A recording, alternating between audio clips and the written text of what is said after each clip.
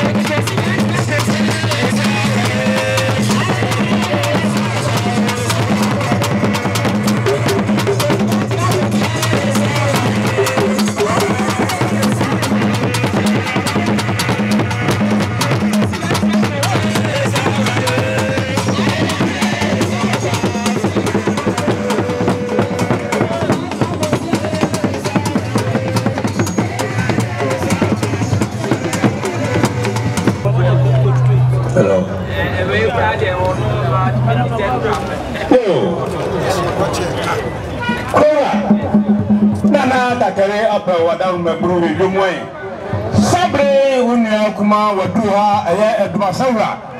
nana amankwa kodom sabre ohene ya kasa edura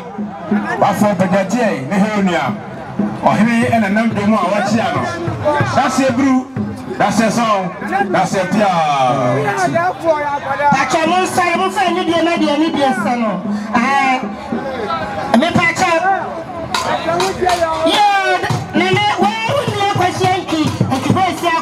ni baby she from I just agree perfect everything I say to we say the master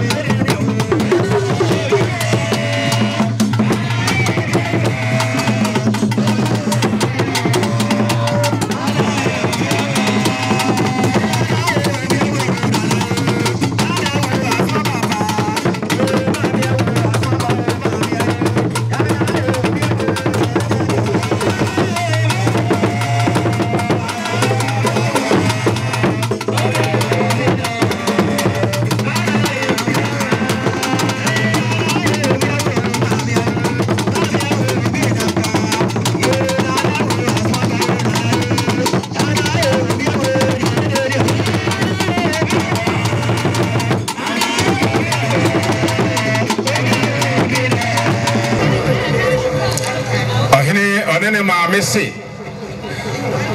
ɔmo deɛ ɛnka ɛnso yɛmo ɛkaba ɔne ɔne akuma na matena fitiɛ mo ne nka makyɛ mo ka atua na ɔhene se mekɔ bi na manka bi ɔkɔyɛ dɛn ɛwɔ mu sɛ ne dia sɛbia buru sɛbia sɔn ɛyɛ ase adaka koraa no ɔkɔfa wode biribi tum ansa na dɔfoɔ ne aboafoɔ aboawo ɛno nti ɔhene ɛne ne maame se ɛnam nea nsuo no ɛyɛ ne nti ɔpepe baako mmienu mmiɛnsa ɛnan enum ensia ɛnson ɛnwɔtwe ɛnkron edu